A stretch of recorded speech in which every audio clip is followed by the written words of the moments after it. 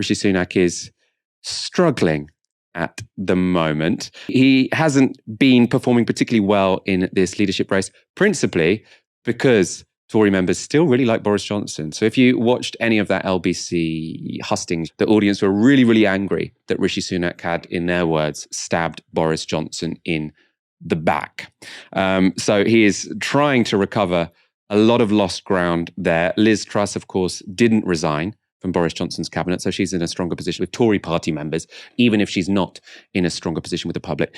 And Rishi Sunak's response, which looks incredibly desperate to my mind, is to keep coming out with more and more outrageously right-wing policies. So he's now promoting things like grammar schools. You know, Tories always say this is going to be a leg up for social mobility. Obviously, it does the complete opposite thing. All studies show that what happens when you introduce grammar schools is that rich people get to go to those grammar schools, and then all the other schools in the area decline because you've sort of funneled essentially, all the middle class people into one school. Everyone else has to go to another one. All the money goes to the middle class school. Terrible, terrible policy. Also, what we're hearing from him, he wants to get tougher on asylum seekers. He wants to leave the European Court of Human Rights. Now, obviously, this is something I don't think we've heard Rishi Sunak talk about before. I'm not sure if he is instinctively anti-migrant. Obviously, he's someone who had a green card while he was in number 11 Downing Street. So presumably, he doesn't have an ideological objection to migration. But this is a guy who is now trying to appeal to what he knows is a very right-wing membership. He's very right-wing on the economy, by the way, but I imagine he's fairly socially liberal. But he is now trying to appeal to that electorate by throwing out any kind of desperate piece of red meat he can. Clearly, he's someone saying a lot of things that I don't think he particularly believes, but that in a way just makes it all the more disgusting. He's willing to throw any group under the bus if it helps him get the keys to Downing Street. And then what does he want to do with that? I don't know, do whatever the Treasury says, which essentially means austerity light. I think that's what Rishi Sunak seems to be planning if he gets into power. Of course, the Andrew Neil interviews have been a challenge for politicians in recent years. So famously and very frustratingly for anyone on the left, Jeremy Corbyn agreed to an Andrew Neil interview on the assumption that Boris Johnson was also going to subject himself to one. Jeremy Corbyn did. It ended up being quite damaging for his campaign, took quite a lot of momentum out of the campaign because it was seen, to be fairly difficult for him. Lots of time spent on anti-Semitism, for example. Boris Johnson just said no, and he got away with it. This time round, it's Rishi Sunak who said yes. Liz Truss said no. Let's see if Liz Truss gets away with it or how effective Rishi Sunak is speaking to Andrew Neil. Let's start with your judgment, or lack of. Why did you persist with multi-billion-pound tax rises this year when it was already clear the UK economy was heading for a major slowdown? Well, this comes back to a fundamental question at the heart of this leadership election. And that's, how do we tackle the problems that we racked up during COVID, all the extra borrowing that we had to do to make sure that we got the country through it? And we all knew there'd be a bill to pay. So the question that confronted me and confronts all of us is, what do we do about that? Do we pay those bills ourselves, or do we pass them on to our children and our grandchildren and expect them to pick up the tab? And alongside that, we also have to think about whether we go on a borrowing spree right now, whether that will make the inflation problem worse and push up interest rates. And that's not something that I wanted to do. But the problem is not 5 or 10 years. The problem is the economic situation now. America is in recession. The Eurozone is on the brink of recession. The Bank of England is tightening monetary policy, which means people's interest rates are going up. And you're now tightening fiscal policy, all designed just to make it worse. You're going to ensure a recession. No, if you look at what's happening around the world, it's inflation that is slowing economies down. It's rising interest rates that are already putting a brake on economic activity, Andrew. And my concern deal with inflation then. Rent controls, Rishi. With inflation as quickly as possible, because inflation makes everybody poorer. It erodes people's living standards. Yeah, but a recession will make everybody poorer too, and will make it much harder to balance the budget, make it much harder to reduce the fiscal deficit. Are you really arguing that your economic position as monetary policy has been tightening, that it's the right thing to do to tighten fiscal policy as well? I think it is absolutely the right thing to do to not put fuel on the fire of the inflation problem that we already have. So there'll be a recession. Well, actually, that's not the forecast of the majority of most independent forecasters here in the UK. So that's not actually the But majority. you're going to of make what it people more think. likely with this approach to the economy. Well, no, that they're already forecasting that's not Such a frustrating leadership debate where both candidates are completely wrong for completely different reasons. So Rishi Sunak is saying we need to cut the COVID debt, which we don't. We should park it into the long term, like Liz Truss says, and then Liz Truss just wants to use that headroom to cut taxes, which also isn't going to help us get out of a recession. Well, actually, what we need to do is get to grips with inflation quickly, because if we have inflation that persists for far longer, that's not going to help grow the economy. It's just going to make everybody poorer. And whilst it may make us feel good, We're already getting poorer, Rishi. Actually, we end up repeating the mistakes of the past. And we've seen how that is. If you borrow tens of billions of pounds, pump that money into an economy, then that fuels inflation. And that pushes up interest rates even higher. And that's what I'm trying to avoid. Now, of course, Andrew, look, listen, it would be the easiest thing in the world for me to sit here and say, no, I don't want to do any of these difficult things. I'd like to give everybody all these nice things. Don't you think that would make my life easier? It's because I genuinely believe it would not be the responsible thing to do that I'm saying that we should go down this course, be careful The interest with our rates borrowing, thing always annoys manage me it because carefully, but help there are so many people in people society. I wouldn't care about high interest rates. Nobody, Mr. But Sunak, is saying I really care about my you wage should go on a going massive down. spending I mean, obviously, some people and care of about high course, interest rates, over but I feel time, like you need to wages get the keeping up budget is much more deficit important down. than having This low is interest about rates. speed. And you're doing it so quickly that you're going to make things worse. And I wonder what the rush is. After all, among the major economies of the world, which one has higher national or lower national debt than we have? Well, of those major economies... Of the G7. Of the G7? Which one? We're in the middle of the pack. No, we're not actually. Everyone has more debt, bar Germany. No, that's... Okay, I'll give you the figures. Canada, 118%, the US, 137, Italy, 151, Japan, 266, the UK, 96, the Eurozone's 96 too, Germany, 70%. Right. So Since our national debt is not out of kilter... It would have been cool why if even these such kind a of rush questions to were get the being deficit asked down? when Cameron and Osborne were taking out billions of pounds from the benefit system. What's happening in the US at the Suddenly, moment? Look where interest rates are in the US. these BBC journalists have realised that actually you don't have to cut the debt, and the national debt isn't like a credit card. 12 years too late. I don't want them to go up any higher than they're going to be. Mortgage rates in the US are already 50% higher than they are here. The US also benefits as being the world's reserve currency. You mentioned Japan. Japan funds the majority of its debt internally from its own savers. That's not what we do here in the UK. We have to attract money from around the world to fund our deficit. Even the OECD, no, let me just finish on this. Well, hang on, let me just finish. Says that your fiscal stance as Chancellor was too contractionary, that you were cutting the deficit so quickly that you are undermining growth. That's the OECD. Well, actually, I've set up a very clear plan for growth. And the way we're going to get growth in this economy is by doing the things that actually drive productivity up. And that's by reforming business taxation. If George Osborne had been grilled like this 12 years ago, so many lives could have been saved. This is just so frustrating to watch. Innovate more and invest in R&D. Deregulate to take advantage of our Brexit freedoms, creating things like free ports, which I've done around the country. These are all long-term. We're facing a recession now. Yeah, but what we should do is focus on long-term growth, because that's what we need, sustainable growth, not a sugar rush boom that will make us all feel better for months, but then it runs out of control. Then inflation gets set into the system. Then the Bank of England has to react with even higher interest rates. That's not a good situation for anybody, and we should be very careful about doing things that make that more likely. Just finally, before I come on, are you saying that the Bank of England would continue to increase rates even if we were in a recession? The Bank of England's job is to manage inflation and inflation expectations. But are you saying it would do that? The Bank of England is independent. But I think it's pretty clear. So you don't know? I mean, you can change the rules that govern it. That if inflation is high... Lots of people say they should have a target of inflation and a target of growth and a target of unemployment. The Bank of England will act forcefully, in their own words, to control that. You'll solve the inflation problem if you put us into a recession. Let me ask you this, though, on the tax rise. Andrew, this is... This is important because it's about families. Because it was clear we were heading for a painful cost of living crisis early this year. You could see it coming, but you could see it coming at the end of last year. But the taxes you chose to raise, national insurance and freezing income tax thresholds, they reduced people's take-home pay and made the cost of living crisis even worse. I also chose to raise taxes on the largest companies in this country. Oh, you're not doing that till next year. Yeah, and that's going to raise more money than the things but why that you did- mentioned. why right? did Because I you- think All the we have wonks to at the share time the said load he should have done bearing. income tax, not It's national not insurance. fair, That would have been more You progressive because chose income taxes tax like also national taxes people for insurance and assets, income not tax just for work. He chose to only that tax hurt workers.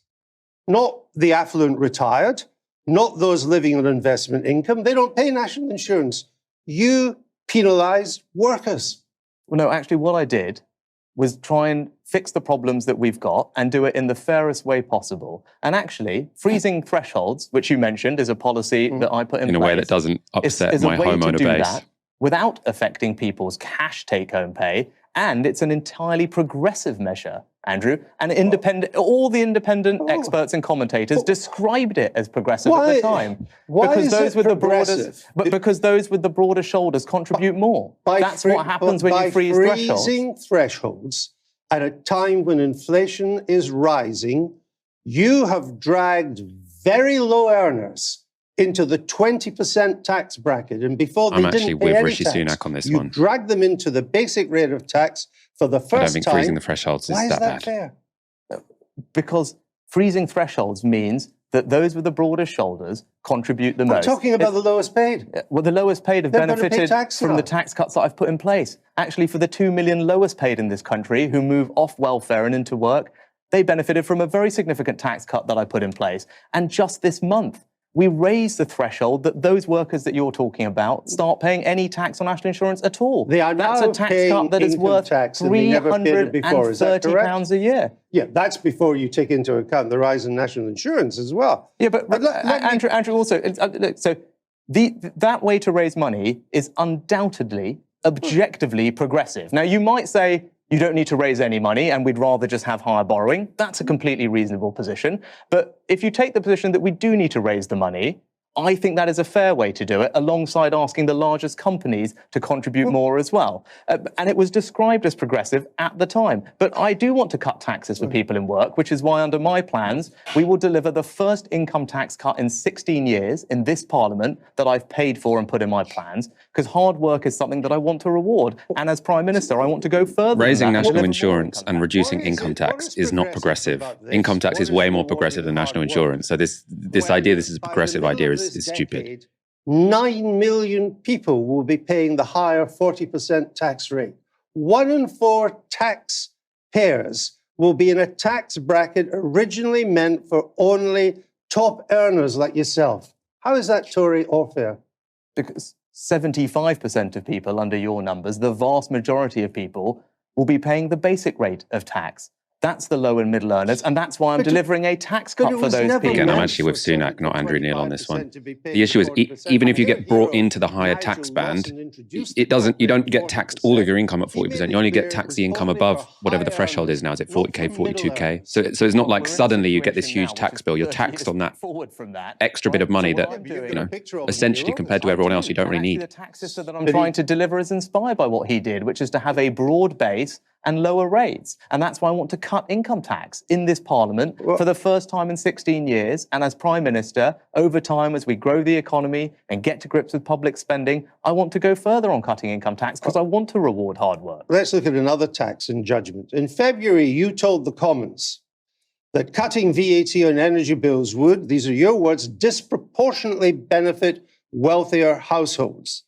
Now, as your campaign fails to gain traction among Tory members, you propose to suspend VAT on energy bills. It's not just bad judgment, it's lack of consistency. No, absolutely not. I've always said from the beginning that as we knew more about what energy bills would actually be in the autumn, that I would stand ready to do more. We've already announced, and I announced as Chancellor, It can't suddenly significant support. become progressive when it wasn't progressive before. That doesn't I follow. understand No, that. but now, so what's But you changed? argued Hang on. against VAT, So cutting VAT. Andrew, I'm here to answer your questions. Let me just finish the question. So what's changed since then? What's changed is energy bills are now forecast to be a few £100s higher than we had estimated when I announced that support.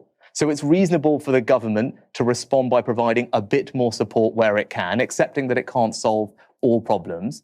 And this is one of the few levers available to government to pull quickly to get support to millions of people. If I become Prime Minister at the beginning of September and energy bills go up in October, There is no time to design something else that would be a more perfect way of helping people. You've got to work with what you've got. And actually, VAT is it is a blunt instrument. I stick by what I said. No, you said it disproportionately benefits the wealthy. And it does, but it provides support to everybody. And if you've got 4 weeks after becoming Prime Minister to put in place a policy that will help 30 million households, this is pretty much the only lever left.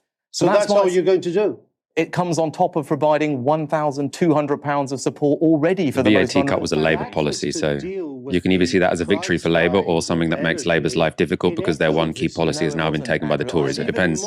You can look at it either way. So there's no more coming down other than what you've announced. And you have to remember, I stood up in May when we had an estimate from Ofgem about what would happen to the price cap in October, which at that point we expected to be £2,800. It's going to be over 3,000 now. And that's why, on top of the support that I announced in May to kick in autumn and winter, I said I would do more. And the easiest way to do more, accepting that it's not perfect, is to reduce VAT on energy. But hold on. So there is already support in place for the autumn and winter, but we need to do more, and that is the easiest thing to do. And look, Andrew, I've been in government. It's also marginal, Mr. Sunak, because energy bills are going to go up by about another £1,000 this October. And that's why I announced support. That's why I announced support worth £1,200. But now it's going up to £3,500. It's about £150 for the average bill. It barely touches the side. Bills will still go up by £850. It comes on top. This is, by the way, why Labour's policy was kind of shit. Announced for the autumn and winter, which is worth up to £1,200 for the most vulnerable families. So it's additional to that, Andrew.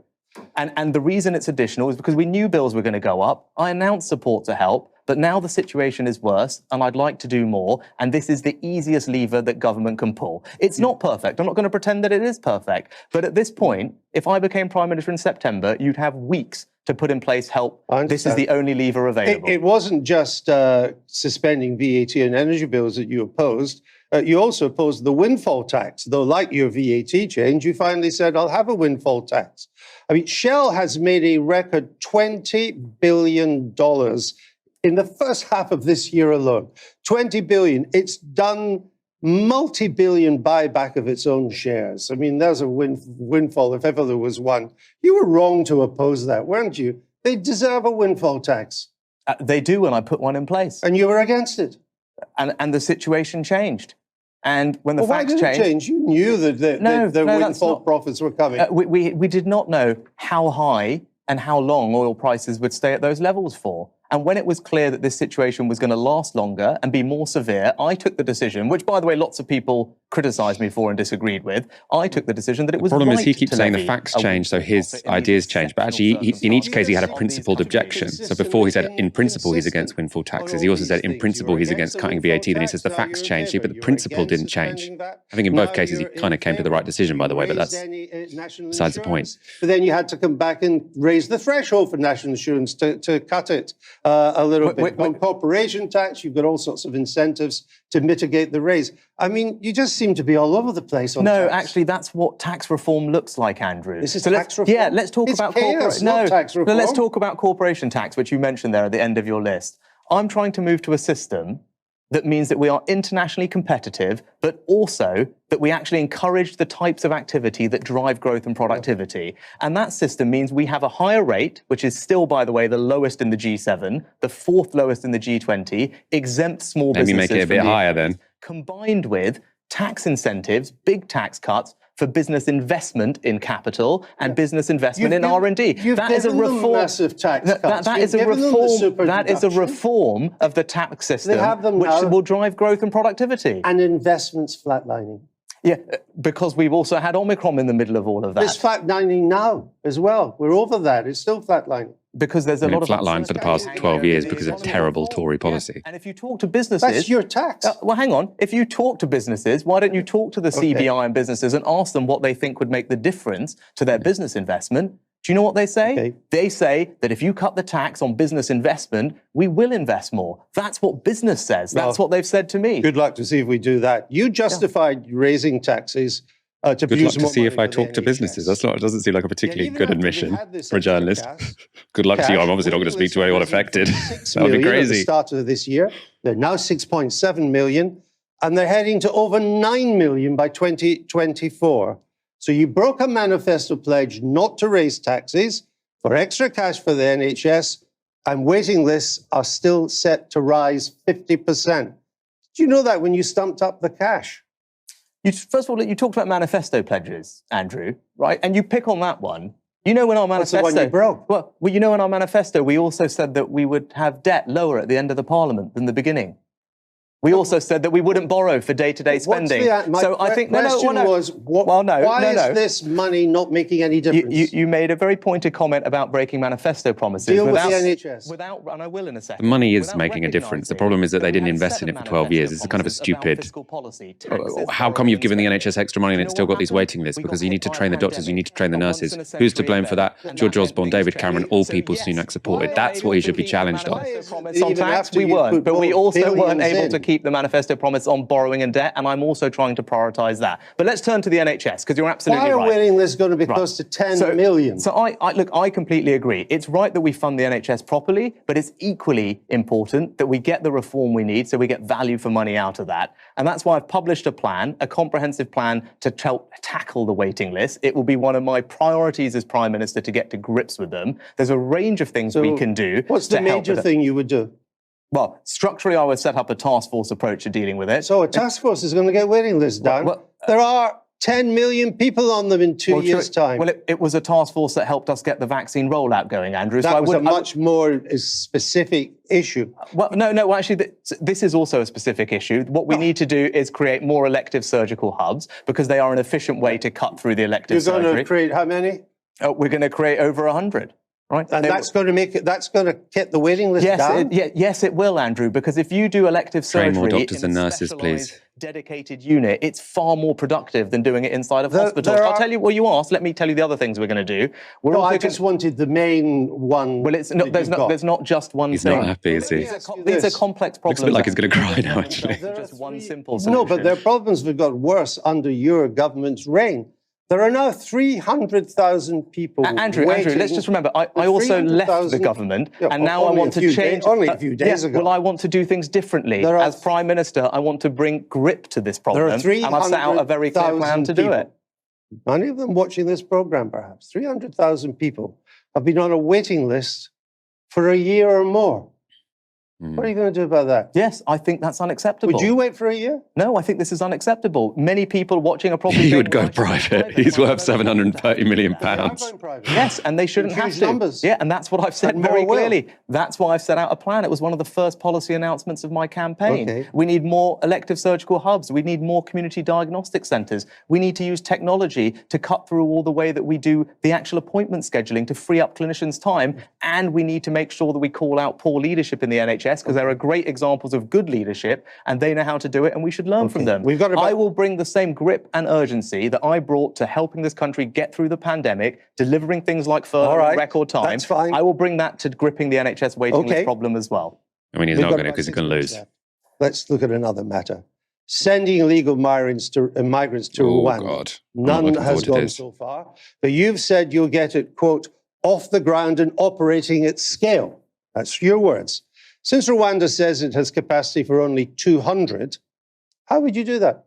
That's what the initial capacity is about. And this is a pilot program that we've negotiated with Rwanda at first. It's cost 120 million. Yes. And we need to make sure that we get value for that, which means we need to make it work. That's 600,000 per migrant. It'd be cheaper to send them to board at your old public school in Winchester. Yeah. So what we need to do is make sure that the deterrent effect of this program deters thousands of people from coming across the channel into the UK. Because you know how much we're spending today on hotels? £5 million a day. You're about to spend 600,000 per head if you ever do get anyone to go to social housing. A bit of spare capacity there would have helped. Up and running. And then if we can get it up and running and successful, and it will serve as a strong deterrent effect, we then won't have tens of thousands of people coming here, which are costing us $5 million. It's a deterrent effect. None. It's not going to work as a deterrent unless you send everyone, because people are willing to take very, very big risks to get here because they're fleeing persecution, right? And if we can make that policy work, which is the right thing to do, because we do have to tackle this issue, then if it means that tens of thousands of people are not We don't have to tackle this issue. This is not an issue. It's the practice I'm worried about. Now, you also want a cap, even on valid asylum seekers who come here legally. Have you had any legal advice that that would not be against international law?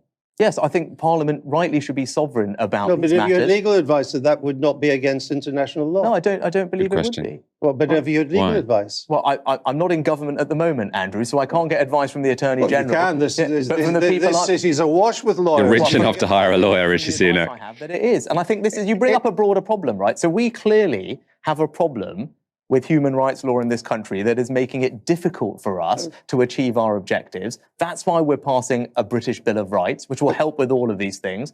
That's why I've suggested moving away from the ECHR definition of Right. asylum It's the to Geneva the Refugee Convention. definition, That's which not is gonna still an let you do a international cap. legal standard, but narrower. If we do these things, we will be able to make progress on this But this problem. But would I'm not be- going to pretend it's easy. this is a about- complicated problem. Is there not something unsavory about the son of a successful middle-class migrants prepared to turn away asylum seekers with a valid claim? No, there is nothing wrong about that. And it's in fact because I am Who that come person. here legally? Yes, it's because my family and millions like them were welcomed here legally. This country But has that- a You're proud- changing the law. This country You has know, a proud you're gonna make family more history of people bringing illegal. people in. But it is right that that process is legally, that is I'm orderly, against illegal and that it is migration, so I'm going to make more controlled. migrants That's the kind illegal, of is system essentially we're what he's trying saying. to Turn deliver. away even legal asylum seekers. Because there is a finite amount of asylum seekers that we All can right. integrate and accommodate. And I think most reasonable people would agree with that. You- And it's totally, of course, at any moment in time, Andrew, there are probably 1 billion people that would love to move to the UK because this is an amazing We country. grant So asylum we clearly at can't a accept all of way, those. way We lower have rate to than practically nearly do everyone that. else in Where Europe. we So this have idea that some people there's a we limit to do how many legally, people we and can those grant who asylum can't to come is here the most legally, we should be disingenuous very piece of firm bullshit about that stopping. politicians repeatedly spout and get away with, actually. Your supposedly ordinary origins, your background. So why, when you were young, did you say you had no working class friends? I mean, Andrew, we all say silly things when we're students, but I've talked about my background. My family, as you said, were welcomed here as migrants. No, we all know those that. I years feel I ago. almost know them personally myself. Should have I've heard shown you the much clip. about it. Well, So it was I'm just glad. wrong when you said that. You know, I'm glad. I grew up working in my mum's pharmacy. No, we as you know all that. And No, you I've got don't that. grow up doing that unless you actually interact with lots of people. And I spent my time making sure that we served our community. And my parents worked incredibly hard to provide opportunities for me. And that's ultimately why I want to be Prime Minister, Andrew, because this country allowed my family I to know, I provide a understand better that. opportunity and future I'm for just me. wondering- And as Prime Minister, I want to do the same thing for I everybody's just thought children and someone of the grandchildren. background as so humble as you is why they didn't have working class friends. But let's move on. On judgment, was it not bad judgment to think you could be Chancellor residing in Downing Street and yet your wife could remain a non-dom for tax purposes? Well, let's take a step back. I'm the one running for office and not my wife. But No, I'm talking about when you were Chancellor. Yeah, but I'm the one running for office and not my wife. But my wife is also from abroad. I understand. And over several months ago, we addressed this thing and she resolved the situation. Only She when it made her became own. public. She addressed the situation and made a statement about it. And I fully But being a support her decision. non-dom is not automatic. You have to apply When she for realised it was a political So problem, remember, she when instructed her ordinary very families were expensive lawyer to struggling change the make ends situation meet, you were somewhat. whacking up their taxes.